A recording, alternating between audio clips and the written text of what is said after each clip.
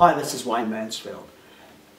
I'm going to do a couple of little ideas here about getting some great reading and getting your thoughts really running well.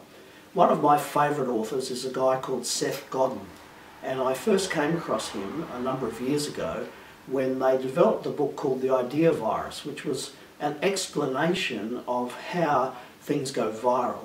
And the idea was very simple. He would give away the book, which was a 200-odd page book, and I think at the last count, maybe 750,000 copies of that book was given away. Now you could get the book for nothing from the internet, and it had all these amazing ideas of how to create ideas. And the idea basically was, get an idea, and if you sneeze, somebody catches the virus, and if they sneeze again, and the multiplier effect gets hundreds and then thousands and then tens of thousands, then hundreds of thousands, and eventually millions of people talking about your ideas.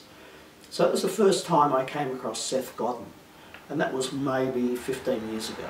And his claim to fame was, as the marketer, he got involved with Yahoo and helped them after they bought one of his companies. He helped Yahoo become a monster in the internet space. The next book that I came across from Seth was one called Purple Cow. And the idea there was, in marketing, you have to have something so unusual that people will comment about it. And a couple of the examples which sort of stick in my mind many years after reading them is one about him taking his sons to his homeland. He lived in New York, so they went to Holland. And as they drove through Holland, there were literally hundreds of animals, and the kids were just taken aback by the animals. But if you've seen one cow, you've seen them all.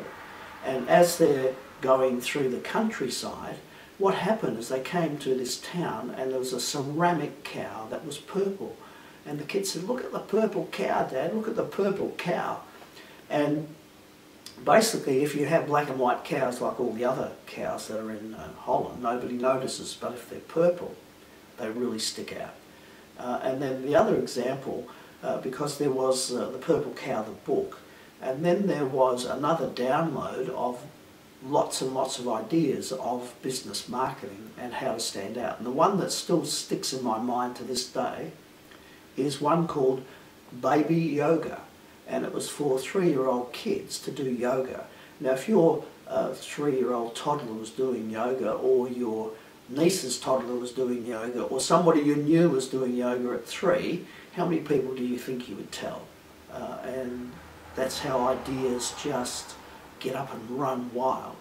Now the latest book from Seth Godin is one called The Icarus Deception.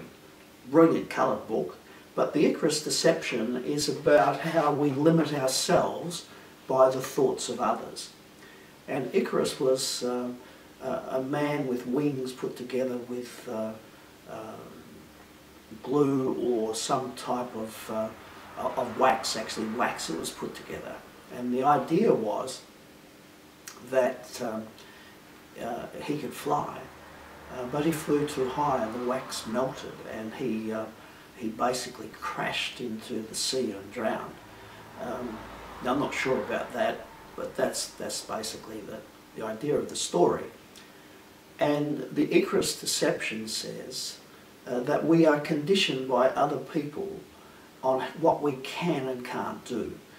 And because if we go too high, we'll get into trouble. If we go too low, we'll end up in the sea. And it's a fabulous read about taking other people's restrictions off you. And about the same time as I read the book, there was this amazing story of somebody who jumped from outer space, maybe 20 kilometres up, and with nothing to support him other than a suit so he wouldn't get too cold, he fell to earth and survived. And these are things that were not possible in people's minds as little as 10 years ago. So the internet has made anything possible, and writers like Seth Godin, with a number of his books, share ideas. And I highly recommend this book to you. I think it is just fabulous. But here's a thought about how we're conditioned by other people's thoughts. Seth writes every day his blog, and some of the ideas are 50 words and some are 500. And I looked at it and I was sort of a bit critical of the fact he didn't allow feedback, because on one of his ideas I wanted to share my thoughts, which normally you share thoughts that are against what somebody writes. And then I was listening to some podcasts where Seth was being interviewed, and the question was asked of him, why doesn't he allow comments on his blogs? And he said that he gave a talk to 4,000 people and got a standing ovation. But the thing that distracted him for hours after, and days and possibly weeks, was 4 or 5 people sent him nasty reviews. And what actually happened is that we take so much notice of the nastiness or the negativeness of people that we forget that in his case the 4,000 audience, 3,995 people loved it and 5 people were just arseholes. So the situation is, it changed my thoughts about feedback, that we shouldn't be looking to make everybody happy with us. We should be being ourselves and sharing ideas. So any book by Seth Godin is worth the read. The Idea of Icarus, The Purple Cow, The Dip, All Marketers Are Liars, and his latest one, which I recommend to you, The Icarus Deception, is well worth the effort of reading. Enjoy reading, it's fabulous, and I'll close with my favourite quote. The illiterate of the 21st century won't be those people who can't read or write. It will be those who can't learn, unlearn and relearn.